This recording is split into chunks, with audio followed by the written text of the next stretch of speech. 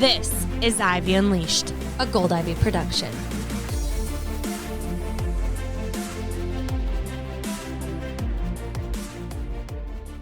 Welcome back to Ivy Unleashed. If you are a regular listener of the show, you're probably wondering what we are doing appearing with a new episode because we are supposed to be taking a break right now. But we were blessed with the presence of two incredible humans who happen to be married. Both have been on Ivy Unleashed before, and they're going to talk us through their experience with 75 Hard because they both did it. Jolene and Ray Law, welcome back to Ivy Unleashed. Thank you. Hi. Let's give him a slow clap. You don't clap for yourself. 75 hard. 75 days of just being disciplined. And we're going to get into it. And the first thing we have to do is talk about what 75 hard is. Like, this is a challenge. And what do you have to do each day for 75 days to complete it? You want me to take this one? Yep, go ahead. Okay. So there's two 45-minute workouts. They have to be 2 to 3 hours apart, and one of them has to be outside no matter what. Drink a gallon of water. It's just the gallon. You can't put like any flavoring, anything like that into it.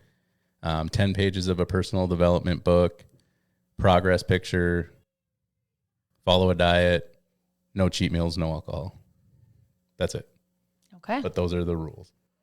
And just one thing I want to note is we're letting our 5 children run wild in this house. Usually I make my family leave. So you may hear a little child running around. They're playing. They're like little besties, and it's so cute. So, okay, wow. And so you have to do all of those things 75 days in a row, or you have to start over. Yep. If you fail on day 68, like you go back. I did that 2 years ago. You go back to day 1. Oh, Yeah. And you both have done it before. No. Or no, Ray, you've done it. You've we attempted. both tried, yes. Okay, that's what I was trying to get. You've both attempted. This was my 108th attempt. Wow. Because there's been like a shit ton of times where I've done like a day and been like, fuck, I'm not doing this. But What was different this time around? I saw her doing it. And like we talked about, I don't know, was it 8 weeks ago? Just like the year I had, I let like all my good habits go, minus like the working out. And like I have goals for myself, and you know, so does she. And I think I put in that post, I'm like, if I can't finish this, I have no right like starting a business or trying to do that or help other people do those things. So Okay. So you were like, this is really important for you to complete and finish. correct. I had a deal with myself. It was the last time I was going to try. And Jolene, you started it first. So why did you want to do this? I had a couple of reasons. I think, okay, this is my second real attempt at trying this. I think the first time I made it through 48 days, and I was like, okay, I learned my lessons. Like, I'm going to continue on this momentum. I got, what I need to learn from this. And then I didn't. I fell off. And 48 days, though, is a long time. And doing all of those things. Yep. And it was tiring, exhausting, like it's meant to be. But now this time around, it's probably a year later. Well, about a year you tried later. it at the start of the year. We both tried it at the same time, like right around January. And you Well, I made it to, mean, like my first, yeah. like actual attempt where I'm like, I'm doing this. That's how I count it, as like I'm attempting. This is my second attempt. And really physically, I was just uncomfortable in my clothes. And I actually don't even know how much I weighed when I started, because that wasn't important to me. It was like how I felt in my swimsuit and my clothes, just trying to pull things over to be comfortable. And I wasn't. For me, the drinking was something that I was like, this is probably not healthy. We both were, but I was drinking probably every night, a lot by myself or with him.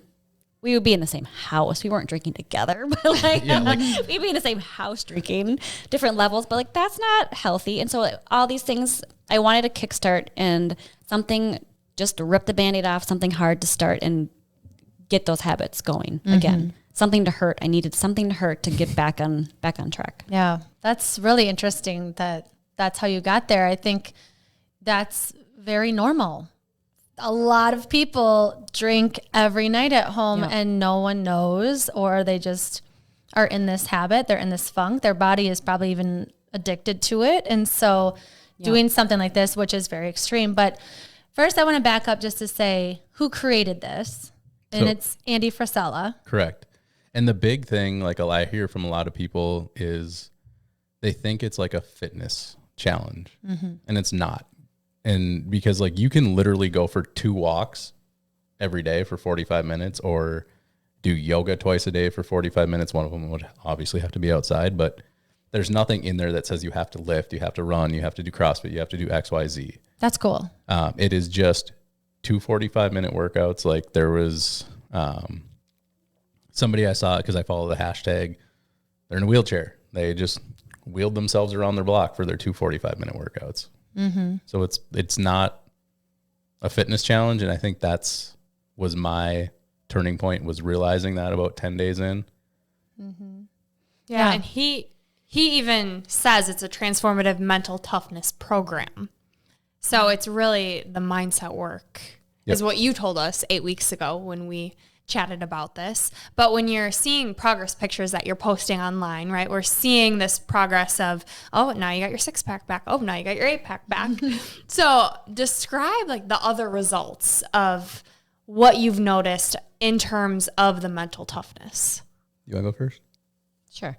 I think for one, obviously, like you said, the physical, you can definitely see that. So it looks like a fitness challenge. It looks like a fitness.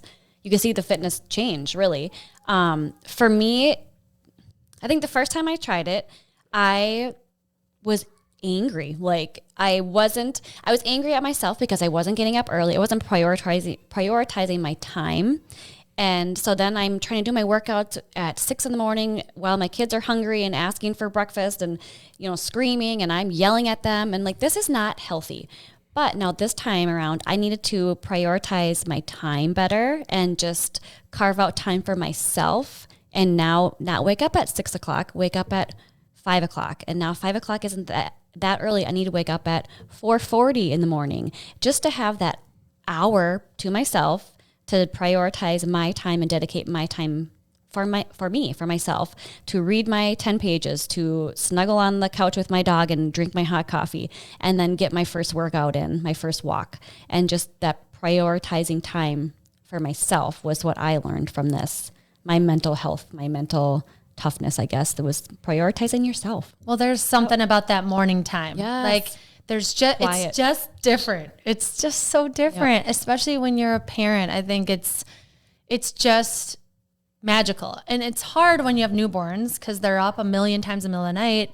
So you need to just stay in your bed, right? And then eventually when they're sleeping through the night, I can make some time for myself during this time. Well, and that's what my kids are finally a little bit older. They're 4 and 5. They're a little more independent. And now I can finally get myself back, just my whole self. Yes. But there's also something to be said, even when you're not a parent. Like for me, waking up early, to have that time to slowly ease into your day. True. When it's quiet and it's dark, it's this time where you can actually hear yourself think and you're not playing catch up. Like you are starting ahead of the day and you are planning out your day, how you want it to go versus feeling like, oh my gosh, I'm running behind. So I think even if you're not a parent, there is such value in carving out even just a little bit of time before you have to start getting ready and developing these practices in the morning. I get jealous of her that she's learning this 10 years before I did. I'm like, man, if I would have started this 10 years ago, what would my life look like now? How about you, Ray? Well, I think the biggest thing for me is kind of similar to hers, but different. Like even this morning, I was out of bed by 3:30, I think. That's the time like I can focus, like, and read and take notes and just kind of just chill. And that's weird for me to love doing that now, where it's just like, okay, you're reading. And like this morning I got done reading. I was like, time I don't need to go. So I played video games for like 20 minutes and I was just like, okay, cool. Like I'm going to keep doing this. And I think the biggest thing too, with like on the mental aspect of it, was knowing where I wanted to put my energy. And that's like into like my business, her business, and like my full-time job. It's not even a third of my life anymore because it's not full time, like we're flex. So it's that's not important. And I don't let it be like the running factor and stress anymore. I'm trying not to. I think I'm getting a little bit better with that in the last week, I would say. Well, just as a background too, Ray is a personal trainer, has a side business. So you're not just like this millionaire that has like. Correct. So like. You do have another job.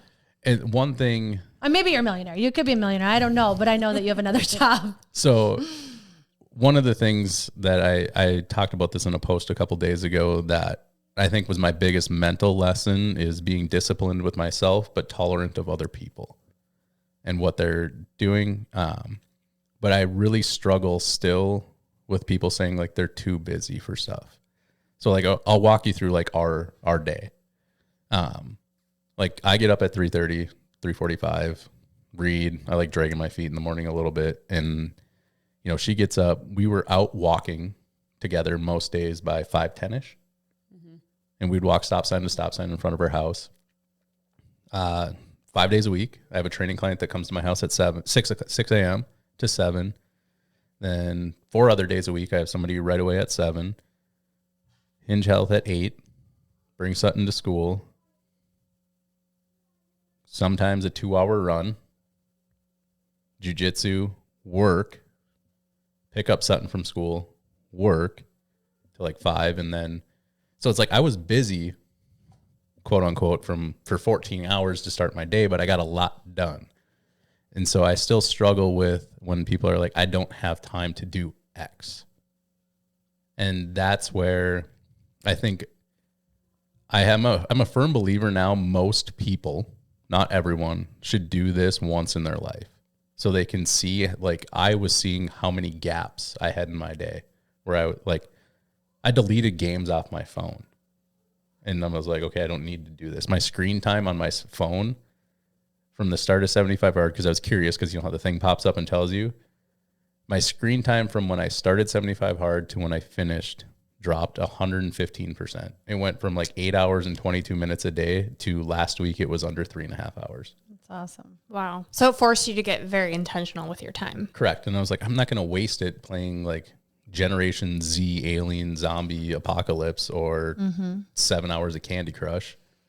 Yeah. Which it's cool though that you still were able to play video games, right? Like you still made time for things that where you can kind of, I say unplug, technically you're plugged into something, but you know what I mean? That's like mindless. And a lot of people, especially parents, sorry, Brooke, I know I keep going back to this, but they want time where they don't have to think and they can turn their brain off just like anybody else does too. But the fact that that's weaved into, I don't know. It's something I didn't expect you to say with this time. It feels like 75 hard is going to be like zero leisure time and like no fun. No, but it's kind of, I look at it though, like, so back in the day in college, like in the fall, that's when I got the best grades. But I also had football practice, I had lifting, I had meetings. So like I had to be very intentional when I was going to study. And then when I stopped playing football, I was like, well, it's Wednesday at 4. There's happy hour at 4:30. I don't have anything to do. I have a test Friday. I can do that tomorrow. So I do very, very well when I have structure, a lot of it, where I'm like, okay, I have all these things I need to do. I need to be very precise with my time. Mm-hmm. Yeah. Well, and I know you said, and you were talking about discipline, you say discipline equals freedom. That's a Jocko thing. I didn't make that up. Right. But you're realizing it too. Oh yeah. Right. And I think people misconstrue what that means. And I've taken a different look at it too. If I'm disciplined now, right, in 30 years, when we retire, we will have the freedom to do whatever we want. Or if I'm disciplined 29 out of 30 days a month, and I want to go to, well, I'm going to St. Louis this weekend. I'm going to be hanging out with, it's like a bunch of boys. We're acting like high school kids planning a college party, and our parents are out of town. Like I can go do that and just know that, okay, my habits are going to be really good up until about 7:30 at night for 3 days. Okay, cool. When I get back, I'll be right back to it. Mm-hmm. Yeah, I'm curious too. Jolene, I know you, in your post about 75 Hard, you said thinking about what it's going to be like when you're done with this. Like what your habit's going to be like with alcohol and other things. And so I'm curious, one, about alcohol, just like what that looks like now and what you learn, but with the other habits too, now that it's over. I think it was hard because, when you're doing 75 hard, it's like check. I did all these boxes. I'm very disciplined, because I have to be.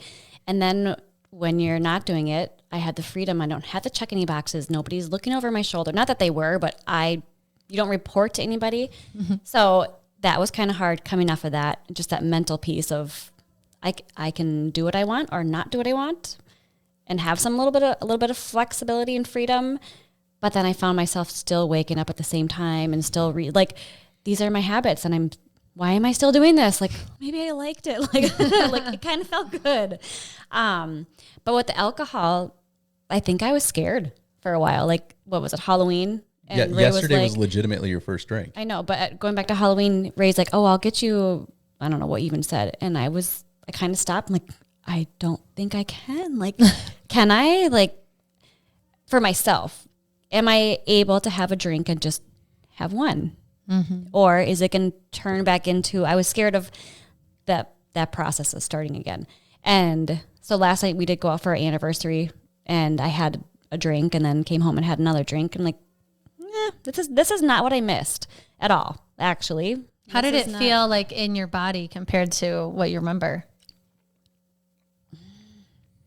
It just wasn't that fun. It wasn't, no. I guess it didn't feel good. It didn't feel productive. It didn't feel, like I saw a quote this morning, or maybe you posted it, like I've never woke up one morning and wish I had drank the night before.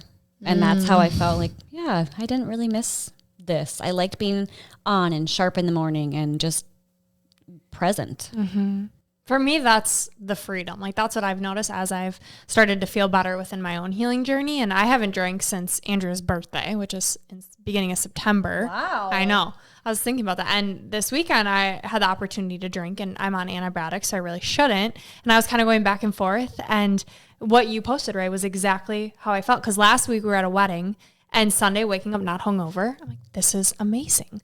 But when you have the energy and you feel good, it's like, for me, that's freedom, because I can come and look at things in a clear head, and I feel like I'm not just doing things automatic. Like, I have that control of how do I want to act and what is going to set myself up for success.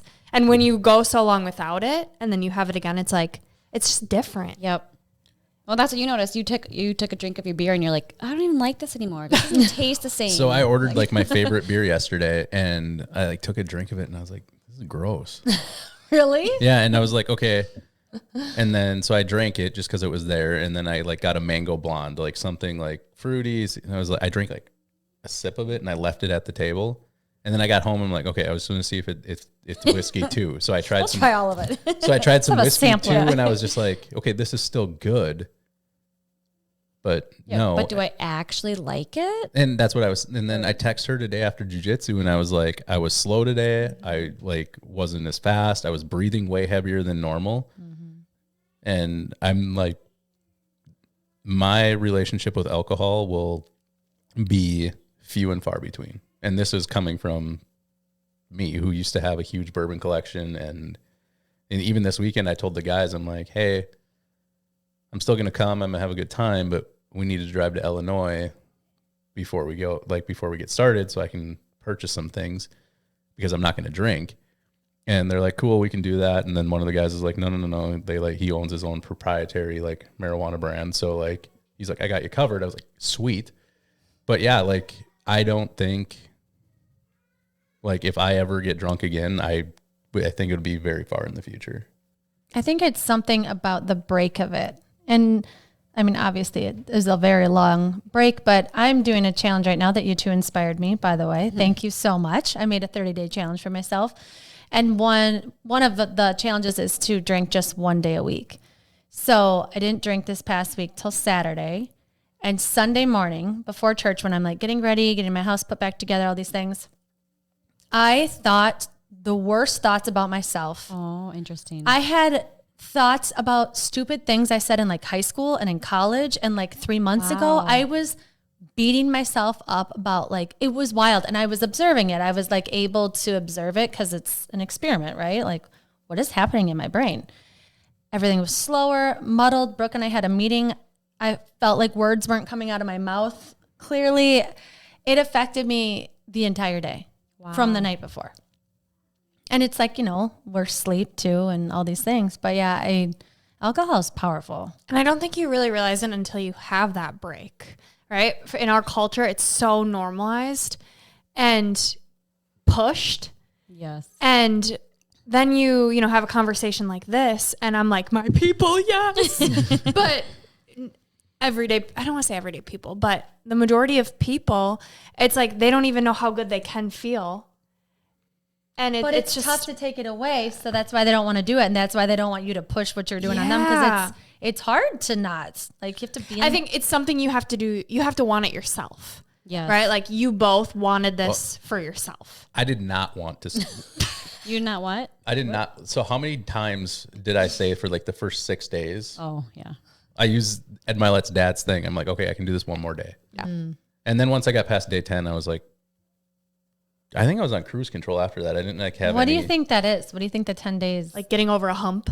Yeah, I just. Maybe getting used to a new routine, a new structure, something. It's a lot. And it's a lot of demand on yourself. And I cared too much what was going on at work. Like, I would get pissed about stupid stuff. And I'm like, okay, I need a drink to deal with the stupidity that I deal with. And knowing you can't have it. Yeah, right. And then I have 7 bottles of whiskey sitting 3 feet behind me, which I never moved. Mm-hmm. They sat there the whole time. And it was just, that was that it still is. And that's why I'm kind of still scared of alcohol, because in that way regard is like, it's a coping mechanism for 99, I would say, % of people who drink it. And I was breaking a coping mechanism, and that's what was hard for me. But then, like, I read something in one of the books I read. Which one was it? Anyways, there's a quote in there where it was like, the gist of it was like, are you that lame of a person you can't have a good time without alcohol? And that was like, I don't think I'm a shitty person. Like, I think I'm kind of fun. And so that kind of like got me going too. And I was like, all right, let's do this. Yeah. It's like, can I show up and just be me? And is that good enough to have a good time with someone? Or am I able to just figure out how to enjoy myself without using a substance? Yeah. And why do I have to have all these negative after effects just to numb a behavior, to have a good time for like an hour? Because those long-term things, they're long-term, right? It's those impulse. It's right what's in front of you. It's hard to not. Yeah. Well, and what you said, Ray, about like the discipline, being disciplined now equals freedom later. It's like you are playing the long game. Yeah. It's not, right? Like being uncomfortable in the moment, getting up at 3:30 a.m. Like, I'm curious what positive and healthy coping mechanisms you've now gained, both of you, doing 75 hard, because you haven't had those outlets. Well, I got up and took my happy ass on a walk this morning. That's one. And depending on my mood, if I'm not walking with her, because like we would walk stop sign to stop sign, and say we did that probably 30 times, I would be listening to a podcast. Like, if I was in a really good mood, it would be like a Jocko, a Lex Friedman, where it's like, okay, this is going to be heavy. I got to pay attention, listen. Or if I was in a shitty mood, the most hilarious podcast on planet Earth is the Kill Tony podcast. Okay. So, and Who's Tony? If I he's Tony. He's Tony Hinchcliffe. He's the host of the show. Oh. So he's a comedian. He's like one of like the best in the world. He hosts a podcast at a comedy club in Austin, and it's live. And so what they do is when you get there, it's an open mic. You get 1 minute, and so he pulls your name out of a hat. And then he has like world-class comedians up there, and they give you feedback. They roast you. They bust their balls. And there was one time I was walking, and it was in the afternoon after one of my long runs, and I was like huddled over walking in the street. I was like crying, laughing, and our neighbors drove away. So I texted them after, and I was like, hey, I was just laughing at a podcast, just so you don't think I was like going crazy. But just pulling different levers that I needed to start my day was something that was my biggest coping mechanism. Is if I was in a shitty mood, it was Kill Tony, because I would like literally cry. It's so funny. And then I don't know. I think I was more present with you guys too. Like I wasn't hiding, playing video games or drinking, and then, just roughhousing with Knox. And I honestly think our marriage improved, I would say, leaps and bounds, because we had that 45 minutes to talk and just connect, and like not with the kids there or nobody else, because nobody's up at that time. So it's not neighbors trying to talk to us as like we're walking. And so I think that was another coping mechanism, is just having that time with you to like talk through shit we were dealing with. I mean, some of the walks were very uncomfortable. Well, yeah, some of the walks, well, I would say in majority, we were just talking and connecting and reconnecting again and just talking. 5:30 in the morning, we were walking back and forth on our street. And I think there was one day, I don't know, you know what it was about, but it was like, okay, Ray, could you lower your voice? Like neighbors are sleeping and you're yelling. I was just fired like, up. I wasn't yelling at her. No, I was but, just like, mad we about were something we were talking through. And yeah, I think that was another coping skill, I think, just being us having that time to talk. And forcing ourselves to actually talk versus you're downstairs playing video games, drinking. I'm upstairs, I don't even know what. Shutterfly. And so we just came together, and that was a good mechanism.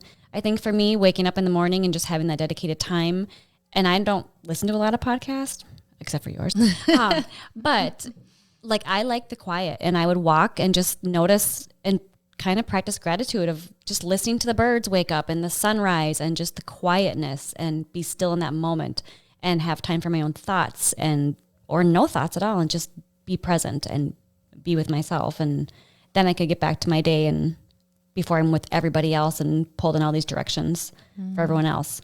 So that was a good mechanism, coping mechanism, better. I feel like when you experience that, then you can come back to it. Like if you're never that quiet, you just never feel that peaceful. Your nervous system's too wired and busy and frantic, right? But if you start it with that, I don't know, there's something about doing that if things get wild around you the rest of the day, you're like, you still got a piece of that zen in there or something.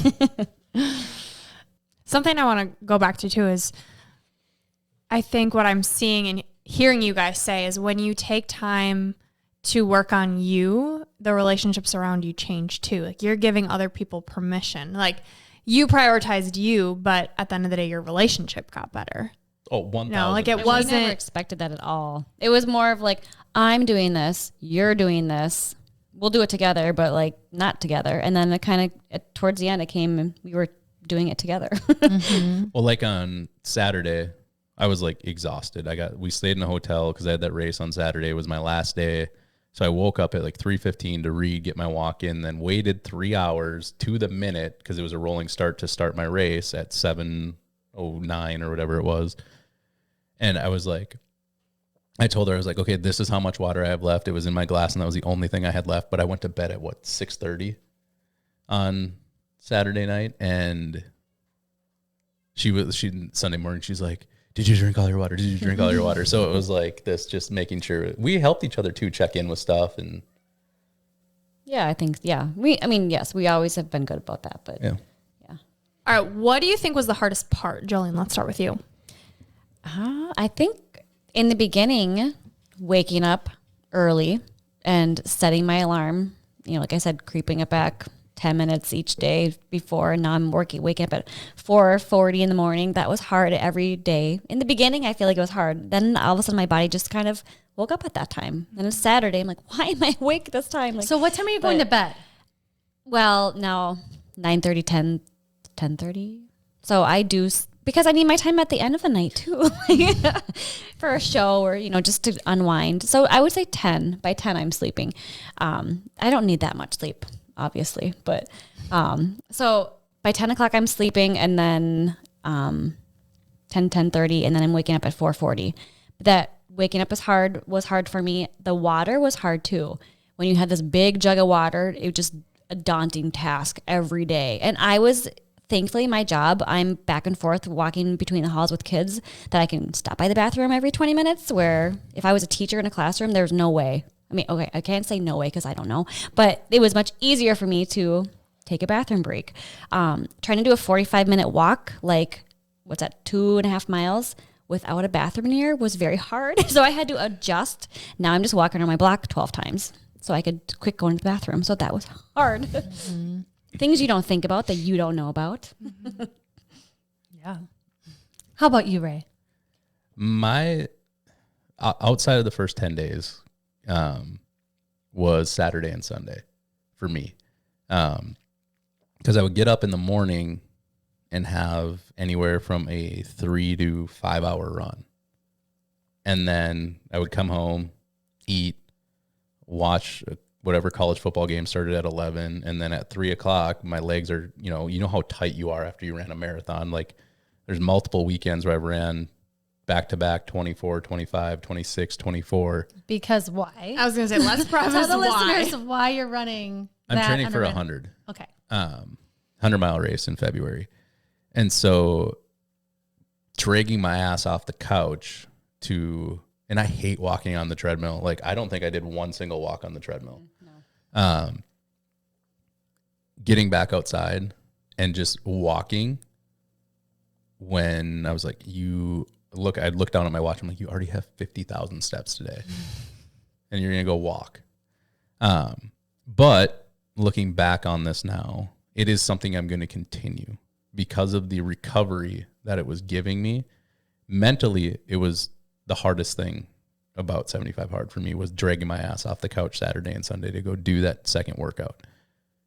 Physically, I think is what got me through 75 Hard, still able to train and do the things I was doing, like the jiu-jitsu, the lifting, the walking, the running. I think that's what allowed me to do that. And so that's why I got my happy ass out of bed this morning and went for a walk, and I'll do it tomorrow.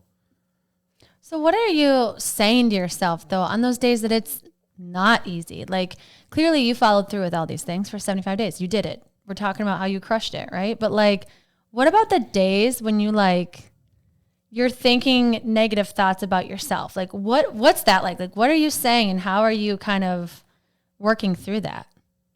Either of you. Well, we have two things we say. Well, we say it to each other a lot. You can do hard things. I have something I say to myself a lot. Like somebody actually sent me a bracelet. It broke like a year ago. And then like we have those placards that say it. It says harden the fuck up. And I think there's something to that too. Like Jocko has a thing where it's an Instagram reel that's like trending right now. Somebody, the Chris RX guy, he's like a huge podcast. He's like almost bigger than Rogan. Asked him, he's like, you get up every day, you show your watch at 3:30. He's like, how do you do that? He goes, my alarm goes off, I get out of bed. And so that's kind of something I've tried to use for, like, I said I'm going to do this, so I'm going to get up and do this. On Saturday, I had the worst race experience of my life. I won't say the name of the race, but their merch table was bigger than their aid station. Okay, so A, rubbed wrong right away. The course description was the exact opposite of what it was the actual day of. That's not safe. So Either of those things. I would say Saturday at 4 p.m., I was not doing the 100. I was not going to do it anymore because I had zero fun doing an ultra race this weekend. Was supposed to run yesterday. I texted my coach. I said, hey, I'm just going to take the day to get my shit together. He said, good call. And so, like, now I told her, was it yesterday or this morning? I don't even know what you're going to go. What you said. Where I said, I'm going to do the 100, but I'm not bringing anyone else with me anymore. I was going to have a pacer. I was going to have somebody there who's like their ex-wife's done the same race like 3 or 4 times and just have like a crew there. But no, like I just want it to be me and her. And so remember, I think it was this morning because I was like, hey, you just got to be able to run 20 miles at like a 15-minute mile pace if I need a pacer. That's all you need to do. That's all I need to do. And how do you feel about that, Jolie? I love all these big goals you have that now I'm sucked into. So why did you make this decision? Because I saw how I let outside factors influence how I ran, how I felt, and how my mindset was. I don't want to train for this. And on February 2nd, my friend from St. Louis's wife, her flight gets canceled because there's a snowstorm in St. Louis. Now I'm mentally fucked, right? Because I was relying on her to run with me from 10 p.m. to 2 a.m. Now she's not there. That would screw with me, and I know I'm not there yet. Brandon still might come just because I think it'd be nice for you to have somebody to sit with for 24 hours and not be by yourself in a state park. And he would just be logistics, like helping with food. Like if I need something, he would run to the store and get it. But I don't like, other than you, because you've never let me down, is relying on somebody else. And I relied on the experience that was presented, that it was going to be a good one. And this has been verified by like 20,000 people. The 100 I'm doing is like the best race experience you'll ever have in your life. So I want to remove as many potential mental blocks that could come up. Mm-hmm. How do you think that applies to your experience with 75 Hard? Well, I think I ran over 500 miles in the 75 days. 90% of it self-supported. I mean, like you and the kids met me a couple times, like 2 blocks from the house, because I thought I was dying. And like was chugging a Pedialyte walking home. And I mean, you ran 12 miles with me. So I just think I'm better. Like when it comes like training, I'm enjoying the training process minus the fact that it is a part-time job. I'm running 20 hours a week right now. When it comes to the day, and we talked about this a little bit with the 50 miler too, if I wouldn't have been training alone the whole time, when my friend who I was running with hurt her ankle and I had to leave her, I would have been screwed if I was only used to running with like a group of 3 or 4 people and having that. And I saw that in the race this weekend too, because I ran with a guy from Wisconsin for a little bit and we were chit-chatting, and it brought my mood up big time. But if I don't have that, I don't want to crumble to it. Mm-hmm. And I learned that during 75 Hard, that I can do hard things alone with a little bit of support. I don't want to rely on somebody though for that in the day of the event. It sounds like having the trust in yourself. Correct. Yeah. Jolene, for you, when the alarm went off and you're not used to getting up that early, what were you saying to yourself? I think it kind of goes back to what I was noticing with my kids and just what they were seeing of me before I started this. You know, they would make comments of, kind of going back to the drinking, they would make comments of, they would equate an adult to drinking wine. And they would ask me, oh, is that person an adult? Do they drink wine? And I was thinking, they probably think that I'm an adult and I drink wine, so everybody drinks wine and that's normal. And that I didn't want that to be their normal. And so I wanted to change, I guess, their perception and their opinion of what an adult was, what their mom was. There were days that I didn't want to do my workout, like dragged myself out to the gym in our garage. And then there was Knox right there with me doing the push-ups and the pull-ups and what's next, mommy? What's next? My turn. And just, I wanted to change that relationship and the outlook that they had on life of what it means to be healthy, what it means to, work your body and why we're doing that. And just, I want to be an example for them to see both of us working and doing something that we said we were going to do and explaining why we're doing that for them and for ourselves, and just be that model. There's got to be so many lessons that they see within this, like the integrity of showing up when you said you're going to do it, you're going to do it, them seeing you physically, like, yeah, you have a workout before they're up, but then you have another one. So they see that. So it's kind of cool how it's set up where like you have to drink so much water that they're going to see you drinking water. And and then there's the food piece of it. Is that a struggle at all for either of you to kind of stick to and specifically, what did you guys both say you would do and stick to with food? Like clean, flexible dieting. Yep. Which means what? Tracking macros, but like it wasn't, making a bag of Doritos fit or making like an Oreo fit. It was. Well, and I think, like you can't have candy, you can't have chocolate, you can't make it fit. So then I was at work and then, they had the big spread of food every Friday and I would walk through and it's like, it makes you make different choices for yourself. Yeah, I can make it fit. I could have this donut and then I could be hungry the rest of the day because I ate that one donut. But actually want that donut, or do I just want it because it's there? So it just retrained my own brain of my choices and what I wanted and what I didn't want. So you had like you could have a donut, but it needed to fit within like a calorie? No. So this diet that we were on, because it's 75 hard, you can't make junk food fit. Okay. It has to be the clean eating. Yeah. And so just making better choices. And so I was eating a lot of food actually because I was training harder. So I was eating more food than I think what people realize And you ate a women ton. can eat. Yeah. Well, and the hardest part with the food for me was, so I had like my base set of food calories I would eat for a day. But then when I'd run anything longer than 2 hours, I would eat back about 40% of what my watch said I burned. And I mean, there was days like my macros, and if you don't understand this, just Google it if you want to like hear how absurd this is. 700 carbs and 250 grams of fat. Like, how do you do that without junk food? Mm-hmm. Yeah. How did you? So I would, about an hour after I got done with each of my long runs, I would go to Subway. I would get foot-long sub, double meat, cheese, like mayo. And that was like, that sandwich alone is like 1,500 calories. But I told her the other day, I was like, she watched me inhale one on Saturday in the car. Like I bought it in River Falls and it was gone before we got to Hudson. So eating that much food was very, very hard. Because there was a time I was around day 40, that I was like, okay, I need to stop losing weight. Because I was losing like 3 pounds a week.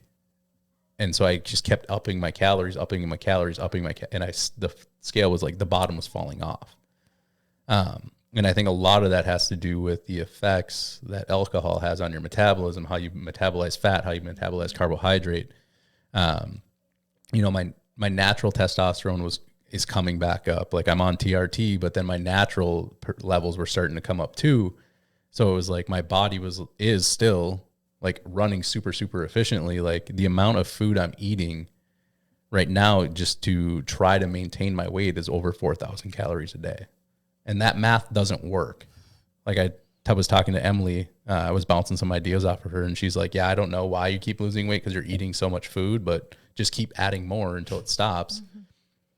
And it's still, I mean, by Fridays of most weeks, I'm still down again. And that's not the goal, but it's like, how much food can I eat? Mm-hmm. I think it shows too, the control that you have over your body, right? And your mind, like there's, whether you're doing it for you, because what I heard you say, right, was it was like that internal, harden up. And then Jolene, for you, it's, I want to be an example and it's greater than you. And so everyone has a different reason to do it. And the benefits are your mind, your body, you're taking that time in the morning, whether that's like for spirituality or whatever it may be for you. Like there's so many different benefits and the reasons for doing it are different too. So I'm curious what you two would each say to someone who, is like, absolutely not, this is ridiculous. And then also the other side of it of, maybe I want to do it, but I could never do 75 days of all of that. What's my relationship with this person? Yeah. Okay, I'll use my friend Siobhan, for example. Okay. When on Saturday when I posted that I was done at like 6:30, he was on my podcast, a 75-page long text message, and then called me like 6 times, just like super excited. He started, today's day one for him. No. And I told him something at jiu-jitsu today that's not appropriate for anybody's ears about like just following through with it. Cause he started and stopped. Now I think he's around like 10 times.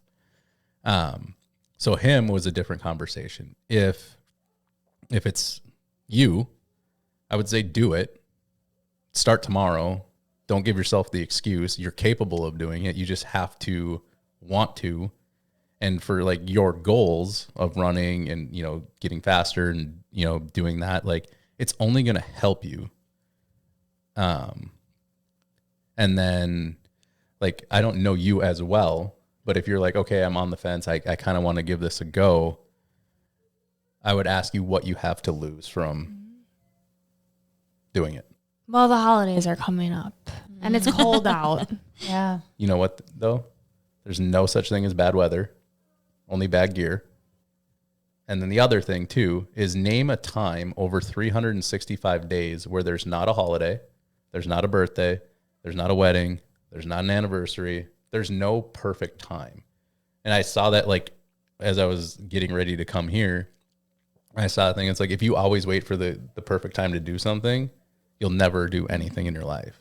Perfect doesn't exist. Yeah. What about the person who's like, like going out to eat with people or the family at Thanksgiving? Like, I don't want to be that person.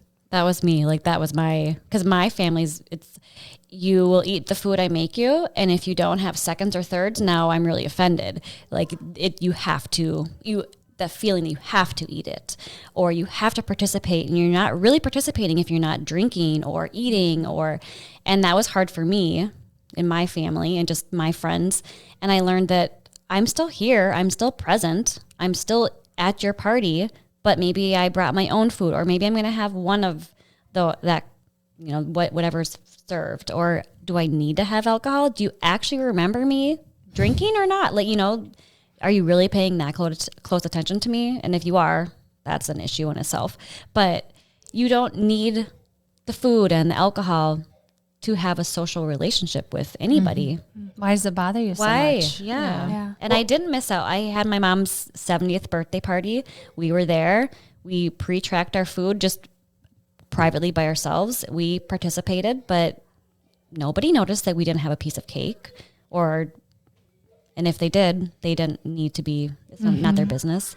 But I was still there and participated. My mom remembers me being there. She knows that I love her. I was there, but I didn't need to have that cake to show her that I loved her. Well, and that's like, she was bummed out because like Knox's birthday was when we were both doing 75 hard. My birthday was through there. And I asked her like a week after Knox's birthday because she was like bummed she wasn't being able to have one of the cake that she made. And I was like, what flavor was the cake you made 6 days ago? And she didn't know. Kids are having a great time. Oh my goodness, they're screaming up there. They're little besties now. I love it. But again, I think it comes down to like, and this is one thing that bothers me about people who choose to not like live a healthy lifestyle. Like, are you going to eat a little? Are you going to live a little? Blah, blah, blah, blah, blah, blah, blah. Like, is it appropriate for me to be like, how's that type 2 diabetes treating you? Like, why is that not socially acceptable, but the other way is? Why is me feeling good and taking care of me offending you so much? Yeah. When something, Ray, that you posted the other day and you've talked about before, and I think it's important to talk about is the social support aspect, is the people in your life that are true friends, that care about your well-being. They won't try and pull you away from something like this. They want to see you win. Right. And so like our neighbors, who actually become, I'd say fairly close to over the last 2 years, they love our kids. We love them. Like, honestly, they surprised me the most about how supportive they were of us. Well, they'd see us walking back and forth. Probably at first, like, look What at are those you crazy doing? neighbors. Yeah, it's 5:30 in the morning. But like on Halloween, like they were both drinking. They didn't even offer us one. They knew what we were doing. They like, I got a congratulation text, like super supportive. But then we have people in our lives who are, complete 180s of that, who are, some are family, some are like quote unquote close friends who aren't as supportive. So it's like, if you don't want to see the people who you say are the closest to you win, do you like want anybody to do well in their life? And that was another thing, like the relationships wise, like I made a decision that was, I think you're still not comfortable with. I'm not going to name any names, but like I'm done like catering to other people's wishes. Like no, that's the answer. I'm either not eating that, not drinking that, or I'm not going to that anymore to make you feel good. What would you say to someone that's like, yeah, but you're depriving yourself and you're miserable. Yeah, you're skinny, but you're miserable. I'm over here. I'm happy. I might be a little fat, but I'm happy and I'm having my beer. What would you say to them? If I have somewhat of a relationship with them, I would ask them how comfortable they are naked. Are you happy? Like, when's the last time you truly enjoyed being naked with your husband or wife and weren't self-conscious and you could truly enjoy it? When's the last time you could get on that airplane and not feel like you had 20,000 eyes on you? Because I've had all these feelings. Like, we didn't have that much sex on our honeymoon, A, because I was sick as shit, And B, because I was so self-conscious of how I looked. I had this smoke show wife with a tub of goo, you know, and that was part of it. And I would, if they were being truthful, if you dosed them with mushrooms and said, how do you really feel? They're the most unhappy people, the ones who outwardly tell you how happy they are when you know they're not.